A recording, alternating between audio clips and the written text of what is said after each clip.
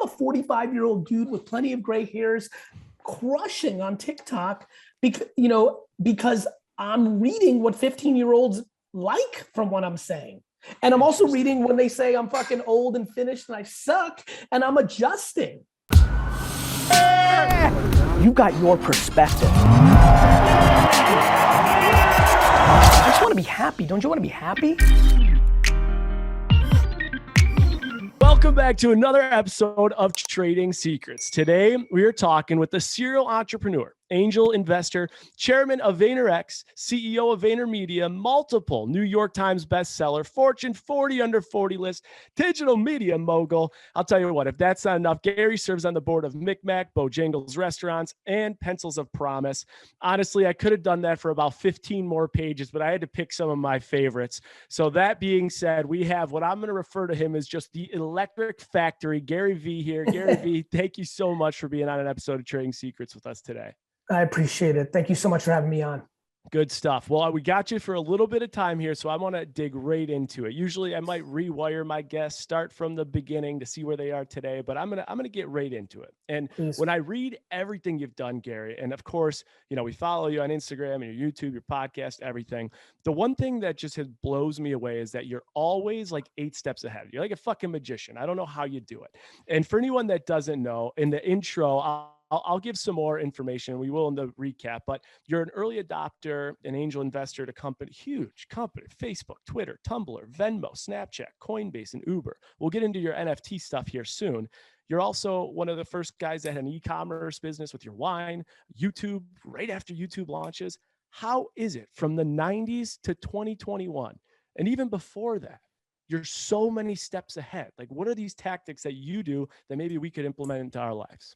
I think one is extremely tangible, and one is like something that I continue to try to spend a lot of time figuring out because, one day I'm going to go into the ground, and I think the world is abundant, and I love it's, actually one of the things that I think is real is that my framework around abundance and how I think everyone can win. And like, I try to share all this stuff, right? Like the second I decided NFTs was the next thing since social, I got loud. It's not like I went and picked up everything, maybe once in a blue moon, I'll pick up a little something before I tell everybody everything. But so I think the biggest thing that I do that everybody here can do is spend a lot of time listening, which always makes it all my friends and even people that are, this is a great crossover show. I think, there's definitely gonna be some people that hear this for the first time, hear about me for the first time in this. And my intensity, my Jersey, my,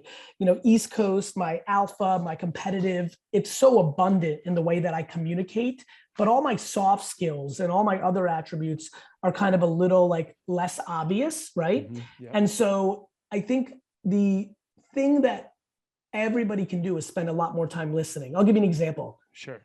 I read the far majority of my comments and DMs to this day.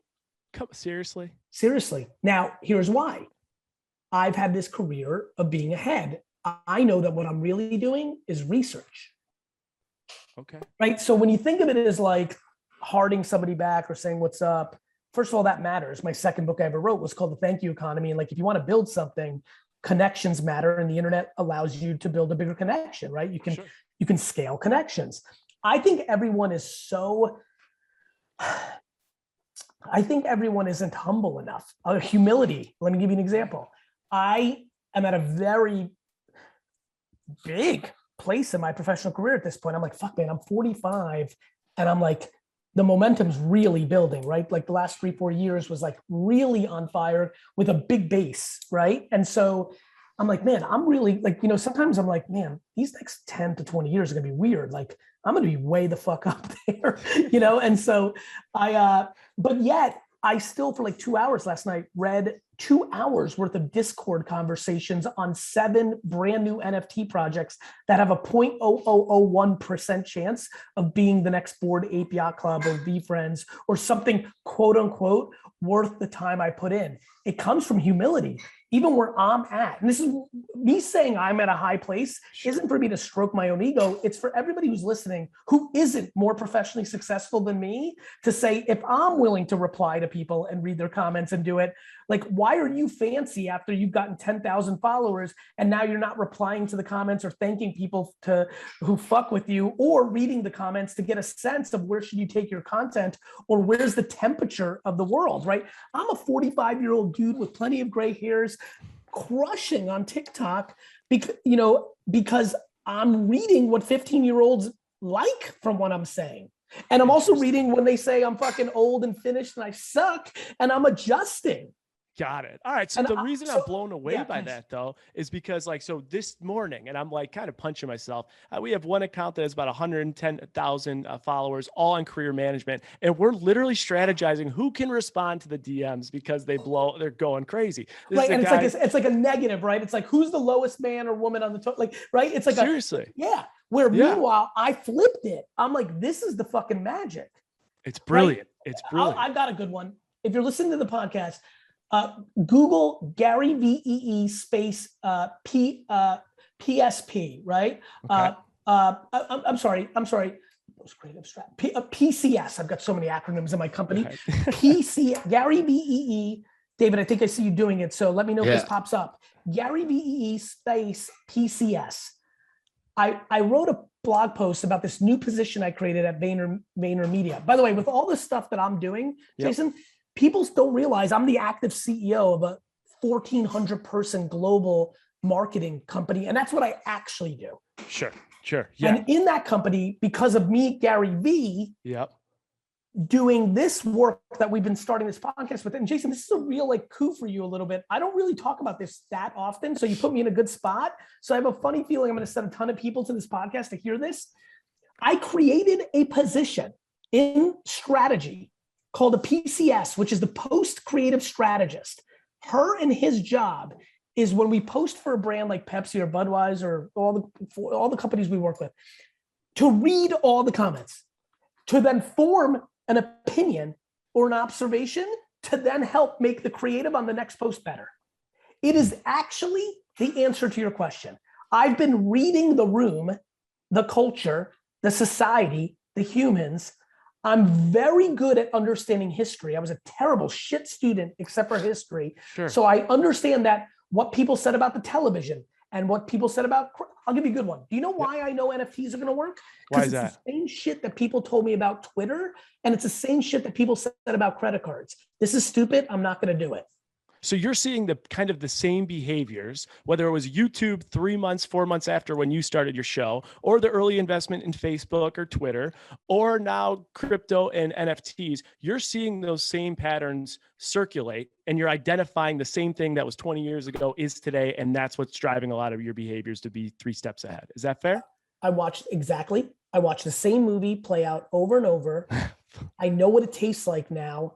In the beginning with the internet in 95, I was like, fuck man, this feels like it's going to change the world. I was going on Spidey. This is the part that's not scalable. Right. I was at a baseball card show in 1993 when I was 17 years old selling cards, and just decided that I didn't like the way that the show was flowing. Mm-hmm. I didn't feel what I felt at shows before, and decided the card market was about to collapse, and literally sold the majority of my collection. And literally 6 months later, the entire market collapsed. It's brilliant because it's not only the reading, but it's also the executing. And that brings me to another question, because I watched your Larry King interview where you said, this was 2016 for anyone that hasn't seen it yet. And so what you say is that you believe that our TV is becoming the radio, and that our phones are actually becoming the TV. So again, back to kind of our theme here of looking at history and bringing it to today, 5 years later, that statement, right? TV is becoming the radio, phones are becoming our TV. Would you modify that statement at all? No, because, obviously streaming is a monster, right? Mm-hmm. And so the way TV is being consumed is different. The context of that Larry King thing had a lot to do with marketing. So, right. So I would actually say that point is even more valid, because what I didn't see at that point, though I was very bullish on Netflix and an investor even back then, was how fast OTT, besides the show that you were on, like literally besides sports and like 3 shows. And The Bachelor. And The Bachelor. Honestly, like I'm really what else is programmed? What else do people actually watch on, let's say, network TV? And then cable has been annihilated. You know, YouTube, Netflix, and social have completely absorbed the human, attention span. And so, yeah, I mean, I think, the context of that was around commercials and why market, I was explaining to Larry, my company, which is what I was saying was like, in his work, trying to get land for him. I was like, look, we're a modern madman, right? We're the best agency in the world. Once Starbucks and Ford and Toyota and Nike understand that making 30-second commercials with the majority of your money that you spend on marketing is fucking asinine in 2022. Absolutely. And so then I think you would assume that like network TV, cable TV, and maybe 5-10 years ago, it will just be non-existent. Yeah, I mean, I think those companies, kudos to them, whether it's Peacock or other things, like they're gonna, just like they went into cable after they realized that was a problem and bought up networks, they're gonna go into streaming. The problem is Netflix doesn't seem like they're fooling around. Yeah. They got some moves. They're making moves. They're doing the right thing. One thing you talked about, GaryVee, and you already brought it up, was NFTs. So I want to quickly talk about it. From radio to NFTs in 2 minutes. We're trying to cover it all here. So for anybody that doesn't know, there was $2 billion spent on NFTs in the first quarter. If you look at NBA Top Shop, they are just blowing it, 600 million plus. And then you come in and you launch, my understanding, it's VFriends. And that from your launch, like almost instantaneously after your launch, you guys are making 50 million plus. So I need this is a two-part question. The first one is a 101. Someone that hears you say NFT VFriends, what the hell is it? Let us know the one-on-one, and then we'll go from there. There's a lot to break down here, so I'll go fast. I just pushed my 5:30 by 5 to 7 minutes, so it'll flow a little over. Here we go. 101, NFTs. First, you have to understand that Web 1.0 came and organized information. Literally, I'm old. I used to not have Google and Yahoo, and I had to go to an encyclopedia, which is why I got Fs, because I wasn't willing to do that. That was information. Web 2.0, 2005, 6, 7, which I really crushed with my, my investments, and I didn't have a lot of money. If I had the kind of money I had today, then I would already have the New York Jets, and I'd still be reading comments, by the way. I love the game. Fuck the money, fuck the accolades. I love the game. But that was documenting communication. What I understood then was, oh my God, the way we interact is not going to be as much on a telephone calling, writing letters, and meeting in person. We're going to use this. I used to call it AOL Instant Messenger 6.0. That's what I used to call it in my head. This MySpace Friendster thing, and then Facebook came and Twitter came, and I was like, okay, it's over. So information 1.0, communication 2.0, consumerization 3.0. We buy shit. Humans buy shit. And a lot of times the reason we buy it is to communicate to the world. Look what outfit I'm wearing. Look how expensive my watch is.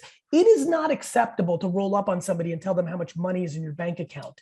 But it is actually overly accepted by our culture to wear a $78,000 watch or $250,000, and people know. So we're peacocking. The same reason the car we drive, our facial hair, everything we do is communicating.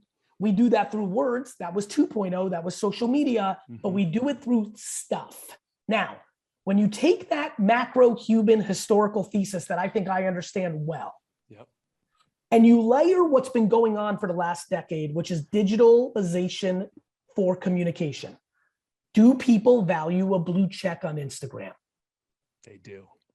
Do you believe that you have friends who, if somebody was like, psst, if you give me 20 grand, I can get you a blue check on Instagram, do you believe they would pay for it? 100%. Yes. Okay, so that is a digital, that's right. That's a digital asset. That means you don't own it. You can't fucking touch it. But for some reason, both of you know, and everybody listening was nodding their head, that there's a ton of human beings that would buy it. Why? Because our life has become equally digital as it has become non-digital. And status, follow count, blue checks, digital things you can't touch matter a whole lot. Your Wikipedia page, your Google results. I don't touch that shit. Sounds like it's really valuable. You layer that with watching the kids and how much they're willing to pay for a Fortnite skin. My nephew, this is real. I'm going to read it live. This is live. My sister texting my brother and I, because she knows this is my thesis. Okay. She texts this kid. This is her son who's 11. this kid better learn NFTs soon because he's negotiating money for more skins, right? Yeah. And then she wrote, what did she write? Oh my Lord, he went from asking for $11 to 25. My nephew Max wants $25 right now to buy a Fortnite skin because he wants to communicate or power up in Fortnite. Sure. That's happening in video games, in Madden, in 2K, in Fortnite. It's happening in Candy Crush. I knew this would the reason there's videos of me talking about virtual goods in 2010 and everybody thinks I'm a prophet. Yep. Yes, I got it, but I didn't get it this way. What it was Farmville. People were already buying fucking sheep on Facebook with real US dollars. And I'm like, right. So basically NFTs are no different than a Rolex or a pair of Off-Whites because you want people to see what you have. So I think now I got a real deep one coming. Let me drop you my third one. So I believe NFTs are going to do that for everything. Okay. The reason fashion works, the reason Fortnite works is the reason NFTs are going to work. People will have public wallets and people will be able to see what's in them. Got it? Got it. This will become the new social network. I'm going to look you up on Wikipedia or Google. I'm going to look at your, right? Jason, David, you guys meet somebody brand new. They walk away, female, male, whatever it is. And there's always different things, business, hookup, whatever everybody's living. You're going to look at their gram, right? You're going to look. You're going to look. I believe in 10 years, everyone's going to look at everybody's public wallet because they'll see what concerts you went to because your ticket's going to be an NFT. They're going to see how you flex with your kid. Hey, do you have money? Like, listen, that's a real talk. People think about that shit. They're going to see, oh shit, he has an expensive crypto punk. That's flex. Because that's like having a fucking Banksy painting in your wall when they come to the apartment. This is all human shit. It's just going digital, right? Yep. And the big one is on social, we control our pictures. Right. On social, what's happening now is we're PR agents of ourselves. Sure. When you buy something, you can't alter it. I actually believe I will have a better read on people by looking at their NFT wallet in 10 years than looking at their social media. So I was going to ask you, how do you keep momentum in this space? Because if you analyze how many NFTs are being bought on a month-to-month basis, it's this crazy high, low, volatile dip in that's because it's all over. Because it's Internet 95. You can't. This whole thing is, a lot of the projects that are out right now are going to crash to zero. We're in the gold rush part of it right now. This is Internet Stock 95. Pets.com is in the mix right now. There's been something that has been spent $100 million on that is definitely going to zero because the supply is going to outpace the demand. The problem is what I want VFriends to be, what I think CryptoPunks is the Amazon and AOL stock when everything went to zero. Fascinating. Okay. So in April of 2000, Jason, history lesson time, the stock market collapsed of all the internet stocks because it wasn't sustainable. Just like these individual NFT projects right now are not sustainable. Got it. The problem was Amazon was a fucking I got to go do my homework, probably $5, $10, $15 a share. That would have been a really good idea. That would have been a brilliant one. But now I got to tell you what everybody wrote was the internet's a fad. That was the article. See, the internet's a fad. It's not a sustainable business. It's not real. Sure. What was really happening was they were judging individual executions, not the overall thing. There will be NFT projects that go to zero, and there might even be an NFT winter tomorrow, 6 months from now, 2 years from now. But the macro of the NFT movement is beyond real. And this goes back to your exact point. We started this conversation, the whole macro ideology that you hit play, the whole movie plays and the whole movie restarts. And now this movie is the NFT movie. And it sounds exactly similar to, like you said, Amazon, 15, $20 a share. People were saying it's a fad. We're hearing the same things with NFTs. Question for you. You want a good one real quick before we segue? Go Google social media is a fad, right? Okay. I mean, the amount of people that wrote that was astonishing. Yeah. Unbelievable. I got a quick question too. What do you think is a better long-term investment play since VFriends and NFT spaces usually ran off the Ethereum platform? Do you think Ethereum or Bitcoin's a better long-term investment play? I believe that I'm more bullish on Ethereum, but I'm incredibly bullish on the Bitcoin community as well. But I've been pretty consistently more bullish on Ethereum. I think Bitcoin in a lot of ways is more stable because it is the gold. Whereas Ethereum could get out innovated by another chain, but I'm incredibly, at this point, still more Ethereum. But the fact of the matter is I'm also not educated enough to give you a tremendous answer on that. I'm more bullish NFTs because those can sit on Ethereum or they can sit on Polkadot or they could sit on, something else in the future. I don't care what it sits on. It's kind of like saying, Gary, are you more bullish Yahoo or Amazon? And I would have said, I love Amazon, but I'm more bullish on search engine. And what ended up happening was it wasn't Yahoo, it was fucking Google, right? I'm not sure if it's Ethereum. I'm feeling like it might be, but I'm more bullish on the human behavior. I don't have the technical know-how or the understanding of central financing and banking, nor do I understand what sovereign nations are going to do with legalities to impact all this. But what I can definitely tell you that I can't wait to clip in 12 years when I'm bald and not as good looking, and I'm gonna have the side-by-side video like I always do with my other content. And I say, see, this is gonna be a C moment. What I know is that a stunning amount of people are gonna buy digital assets the way they buy handbags, sneakers, tchotchkes on their desk, hats, toys, sweaters. It's gonna be way more digital than people think. I love that. I never in my mind ever thought I would think of the following: comparing different cryptocurrencies right now to search engines and being like, okay, which one's Ask Jeeves, which one's Google? It's kind of a wild thought. Jason, because at the end of the day, what this is all about is who wins the game of brand. Right. Because there's the technology part. And listen, when you outpace everybody on your tech, you win. Google's search engine was so wicked crazy. Sure. They changed the way search was done. So the results were so good that then it was fucking over, right? Yeah, the iPhone, this thing came out and everything else was like a piece of dog shit, yeah. Unreal. All right. So it's like a full sprint trying to touch a little piece of Gary's life all within this, but we're going to try and do it. For those that don't know, the cool thing about GaryVee, he also has this fascinating YouTube series called Trash Talk. And so this was kind of like the blood and spirit of the animal at 7 when he had a lemonade stand making thousands of dollars. He'll go to garage sales, find goods, find Pokemon cards, trading cards, etc. He'll buy them and flip them. So if you have any comments on Trash Talk, I'd like to hear them, but I really am curious the best return you've had from doing something as simple as going to a garage sale and then reselling a good. My brother and I went to a garage sale probably in 2005, 6, 7. It was like 1:30 p.m. when, if you're an OG garage seller, it's finished. That's the end of the night. Like 1:30 p.m. is like fucking midnight. It's over. And we were just like kind of beaten and battered. It wasn't a great day. And we just pulled up and it was like, we judge garage sales like immediately, like, oh fuck, it's a 60-year-old guy. We like pop culture, youth toys, video games.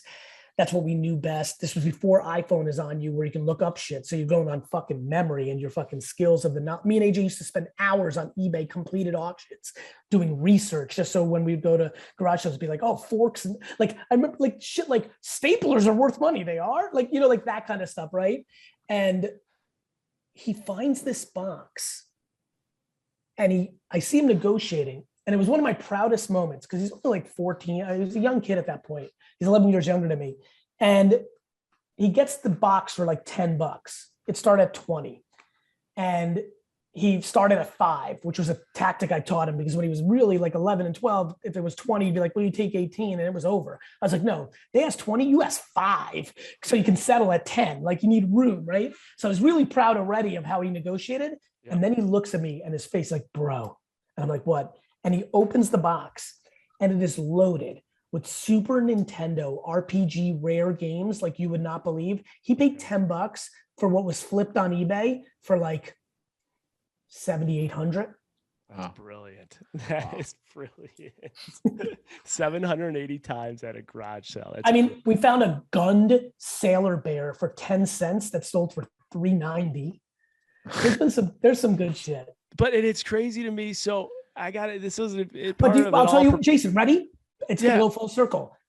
Started getting comments because I would talk about like what you can do for 25,000 investing, what you can do. Started getting a ton of comments. Yeah. Yo, fuck you, rich dude. I got fucking $80. Fuck you, Gary. You fucking lost touch with the people. I got $100. I was like, fine. I was like, let me show you what I did from 17 to 25 when I had dick shit. I was like, this is what I did. I was fucking hungry. I wanted to save more money. I had time, and instead of golfing or watching fucking college football, my Saturdays were garage sailing because I had knowledge and I fucking had hustle and humility. I didn't give a shit. My cool friends would make fun of me, could give two fucks. I was going to the garage sales and fucking buying, spending $89 and coming back with $1,000 a month later, buying all sorts of pop culture, Happy Days this, Wizard of Oz that, fucking the Alf doll this, Backstreet Boys board game that, like super pop culture.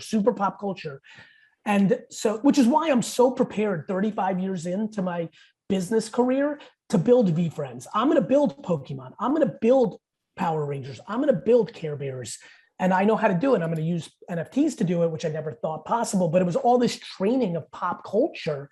And so it was me reading comments that led to me doing Trash Talk the show. I'm like, I'm going to show people how to go from $80 to 80,000. If you go to Trash Talk 6, which is the current one, a guy rolls up on me, super emotional, and goes, me and my wife do this because of you. And I could see he's emotional. So I like kind of give him a hug, and he shows me his phone. He's like, this is because of you. And I'm like, no, it's because of you. You put in the work. I give away free game all the time. You did it. And I see his fucking eBay, PayPal, and it's got 34,000 in it. And I go, how much do you start with? And he said, $100. Unbelievable. And literally what's wild about the question that you just answered, it goes back to my original question, like reading what the future is. I didn't even get the question out of my mouth. You knew what I was going to say before I was going to say it, because this is a guy who blinks and $1 million falls in his lap. I'm like, what the fuck are you doing at a garage sale for a $10 card? It goes back to the comments, the research, the relevancy. It's why I understand, like, it was funny, like towards the end of his life, which is so tragic. I started really being like, oh, fuck, I understand Kobe Bryant. I'm like, he just liked the game. Yeah. And like, to me, like, even when you set up $1 million opens mouth, whatever, I'm like, ugh. I'm like, I don't like, when I tell you, it would break your face. If you cut me open and read the data, you'd be like, wow, this guy really wasn't full of shit. He just doesn't really give a fuck about the money. Of course, I'll take it. Of course, it makes your life better. Like, let's not be delusional. I'm not fucking out of my mind. I understand the value of money in society. But when I tell you, I go find a video game. I found a fucking Thundercat that's worth $34 on eBay, and I bought it for $0.25. This was like episode 2. I can tell you, because I'm telling you the fucking truth. The chemicals that went through my body was more exciting to me. We just landed a $6 million client for VaynerMedia the other day. I was happy, but it was nowhere, and so like, that's like public speaking. Like, it's not really a great use of my time anymore. This podcast, not a great use of my time. Sure. You know what's a great use of my time? I know that me being on your show will help you get bigger guests. Sure. Because I know 100%. what I mean right now to a lot of other bigger guests. 100%. I know that I'm going to link this at some point, and a lot of new people are going to discover you. That's karma. That's doing right by somebody. I also know that you may ask a question in a way differently that makes me say something that I want to clip and put on my thing that's going to help me put out good content. I also know that there's 39 people here who never heard of me, who right now are like looking into me, and 16 of them are going to stick with me on my journey. I also know that there's 9 people here who have seen me in their feed. They're like, fuck that guy, he's too much, whatever. And they're gonna be like, wait a minute, there might be something a little bit deeper there. He's not a full of shit, just all sizzle guy. So, it's just, what do you play for? And I play for different things. And that's why I think I get different results. I absolutely love it. It's fascinating. And there will be plenty of people that hear this and see this podcast when we put it out that are going to have a lot to say. And I'll share the feedback with you. I can't wait. I got to challenge you though. So you're motivated by the game, which I fucking love. I love the $6 million example. That is so beautiful. But I also know one of your biggest things in life that you say all the time is, I want to buy the New York Jets. So I did a little work. I saw that the Jets about 2 weeks ago were valued at about $4 billion. My past life, I was a corporate banker. I know, let's say you got to put at least $1 billion down to get that finance. The NFL is even worse. Is it worse? Worse. Let's say it's 50%, right? So $2 billion. At some point, you got to be like, how do I get there? And my question is to you, how is it that GaryVee, when you look back and you do get there, because every place you want to travel, you get, do you think you'll look back and say, this was the investment, this was the company, or this is to come that'll put you in that spot? What will it be? It will be the fact that 13 years ago, at the height of my hype in Silicon Valley, I could have raised $200 million for a fund, a VC firm, and deployed it, and would have made, as you know, back with your background, 2% management fees on that number. I would have hired some young kids that knew the game, which means I could have taken a nice little salary of $1 million a year or so just to take meetings and get 20% of the action. I was hot. Facebook, Twitter, Tumblr. I was hot. I was 3 for 3 on the 3 biggest things going, right? And I could have done that. Instead, I chose to be incredibly patient and self-aware and say, I'm the best marketer in the world. I think so. Okay, but I'm a human. But what if I built the best marketing company in the world? Wouldn't that scale all my activities? Wouldn't that mean something? And if I own this asset, I could deploy it against all my things. That's what I've been doing. Resy, the restaurant app that you might be familiar with, a lot of people don't realize I'm the co-founder of that, and that was breeded in Vayner.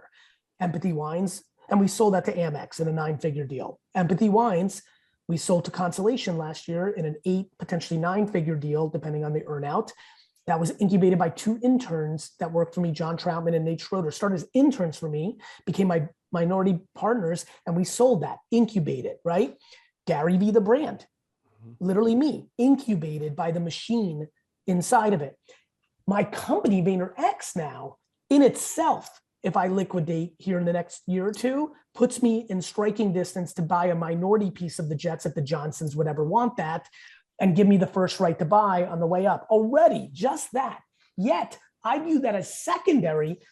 VFriends has generated me 51 million in upfront sales, and in 60 days, I think somewhere in the ballpark of 3 or 4 million in residual royalty sales, because when you sell an NFT in the secondary market from peer to peer, the original IP owner takes a rake, and I have a 10% royalty on every transaction of a VFriend. In the last 24 hours, I'm going to give you the exact data because I'm on CryptoSlam right now. I'll give it to you hardcore right now. CryptoSlam.io, VFriends has done $402,000 in secondary transactions.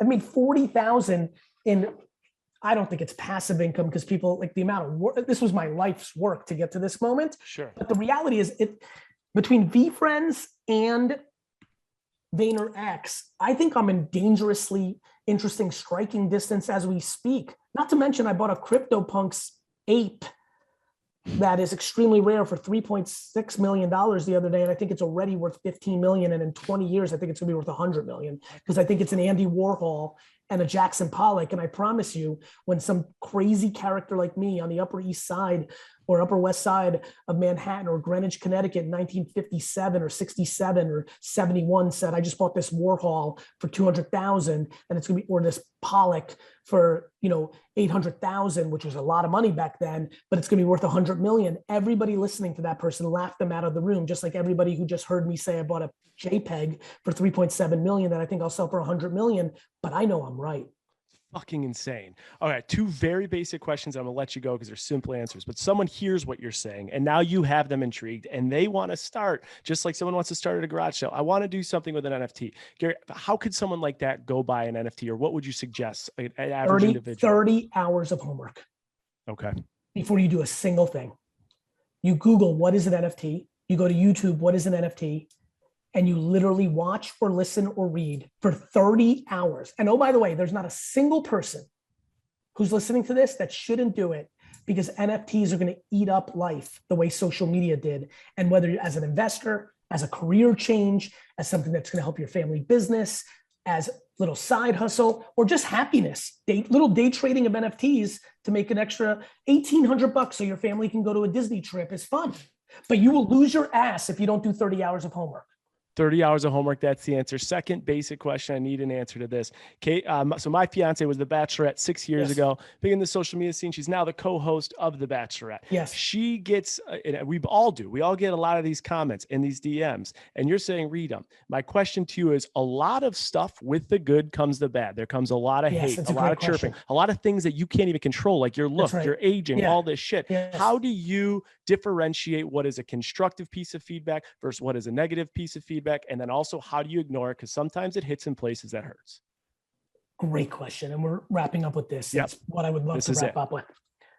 If somebody took the time to DM you or your partner in crime to say, you don't look as good as you used to, You were always full of shit.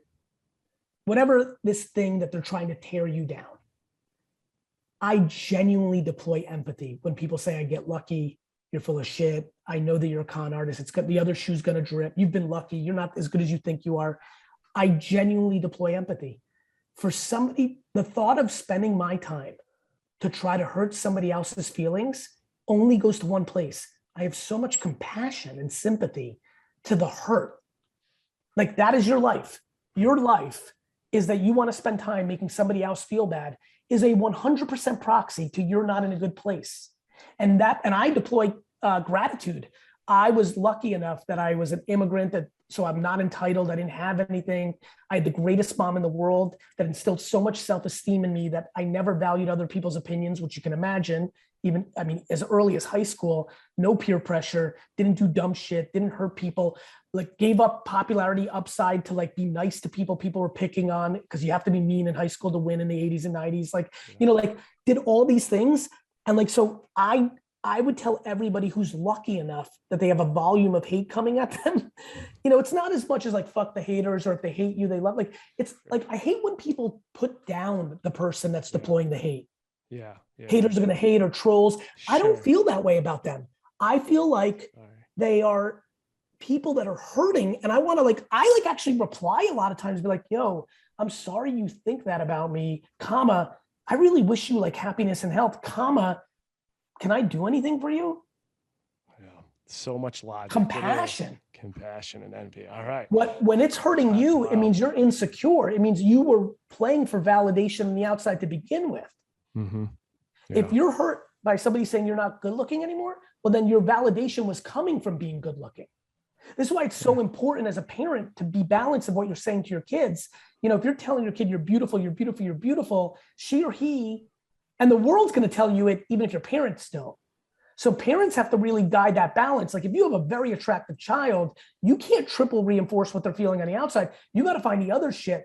My mom made me feel great about how nice I was. That's why I think like my content's crazy. I'm an alpha out here, aggressive dude, right? And I'm out here like empathy, kindness, compassion. Like some of my cool friends are like, bro, this is some dork shit. Like in the beginning, they're like, you're a dork. I'm like, fuck you. I'm like, I believe that kindness is good. Like, I believe that like being patient is fresh. Like I believe that shit. Unbelievable. So many GaryVee, so many unbelievable financial and professional tips. But I got to say, I think probably the most powerful tip of them all was the last one you ended with.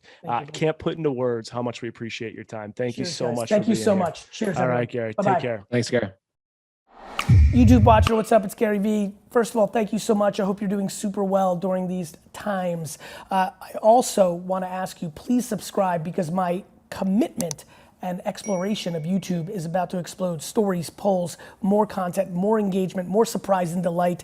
This is the time to subscribe. I hope you consider it, and I hope I see you soon.